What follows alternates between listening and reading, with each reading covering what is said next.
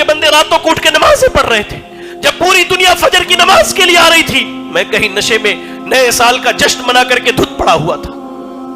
سنو قرآن، سنو سورۃ النازعات پڑھو، آیت نمبر 34 سے لے کر کے 41 تک کی تلاوت کرو۔ اللہ نے کہا فَإِذَا جَاءَتِ الطَّامَّةُ الْكُبْرَى يَوْمَ يَتَذَكَّرُ الْإِنسَانُ مَا سَعَىٰ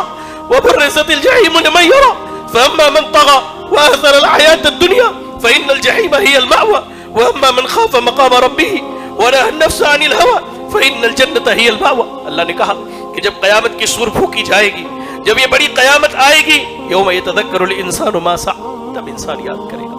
میں نے کیا اچھا کیا تھا اور کیا برا کیا تھا۔ تب یاد آئے گا کہ ہم نے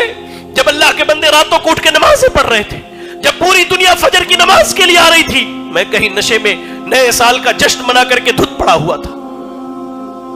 ہماری بہنیں سوچیں گی جب کوئی اللہ کی نیک بندی رات کی تنہائی میں اٹھ کے آخری پہر میں اٹھ کے اللہ کی عبادت کر رہی تھی، میں کسی کے بستر کو گرم کرتے ہوئے بدکاری کا ذریعہ اور سامان بنی تھی۔ اللہ کہہ رہا جب قیامت آئے گی ہر آدمی سوچے گا کیا اچھا کیا ہے کیا برا کیا ہے۔ وَبُرِّزَتِ الْجَحِيمُ لِمَن يَرَىٰ، اور اللہ تعالیٰ فرشتوں کو حکم دے گا، 70,000 فرشتے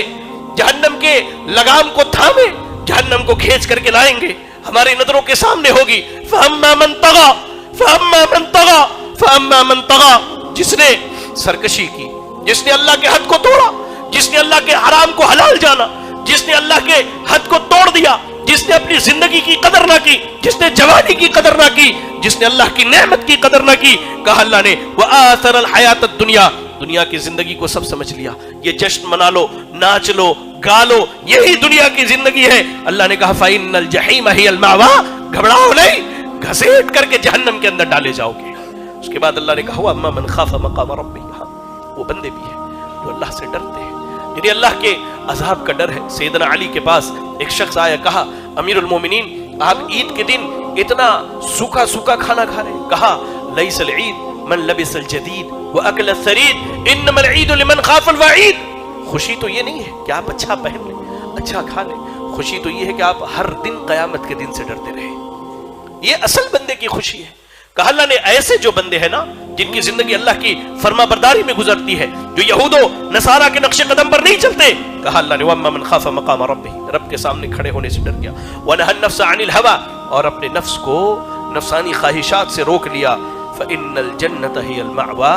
ایسے بندے کا ٹھکانہ اللہ نے جنت بنا کر کے رکھا ہے۔ فیصلہ کر لیجئے، سوچ لیجئے کہاں جانا ہے، کدھر جانا ہے، کس راہ کو نکلنا ہے اور منزل کہاں تک کی طے کرنی ہے۔ بقیہ آپ سب سمجھدار ہیں، عقل مند ہیں، ہوش مند ہیں، میں آپ کا ایک دینی بھائی ادنا سا طالب علم ہوں، کچھ باتیں نصیحتاً میں نے کی ہے اور نصیحتاً میں نے کہی ہے جو سب سے پہلے میرے لیے نصیحت ہے۔ اگر میری کوئی بات کڑوی لگی ہو تو میں معذرت خواہ ہوں، لیکن وہ دل کا درد ہے جو میں نے آپ تک رکھا ہے۔ دعا کریں اللہ سے کہ اللہ رب العالمین مجھے آپ کو تمام لوگوں کو کتاب و سنت کی پابندی کرنے کی توفیق عطا فرمائے۔ الہ العالمین تو ہمارے نوجوانوں کی اصلاح فرما دے، اللہ تو ہمارے نوجوانوں کی اصلاح فرما دے، اللہ تو ہماری بہنوں کی حفاظت فرما دے،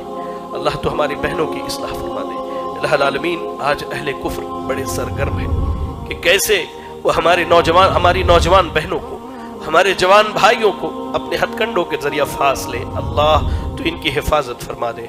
اللہ تو ان کی حفاظت فرما دے، اللہ تو ان کی حفاظت فرما دے۔ الہ العالمین تو ہمارے بزرگوں کی اصلاح کر دے، اللہ تو ہمارے ماؤں کی اصلاح فرما دے، اللہ تو ہمارے بیٹوں کی اصلاح فرما دے، اللہ تو ہماری بیٹیوں کی اصلاح فرما دے۔ الہ العالمین ہم میں جو پریشان حال ہے اللہ تو ان کی پریشانیوں کو دور فرما دے، اللہ ہم میں جو بیمار ہے تو انہیں شفاء کامل عاجل عطا فرما دے، اللہ ہم میں جو مقروض ہیں تو انہیں قرض کی ادائیگی کی توفیق عطا فرما دے۔ الہ العالمین تو جب تک دنیا میں زندہ رکھ، دین اسلام پر زندہ رکھ اور خاتمہ ہو تو ایمان و اسلام کی حالت میں ہو۔ آمین، وآخر دعوانا الحمدللہ رب العالمین۔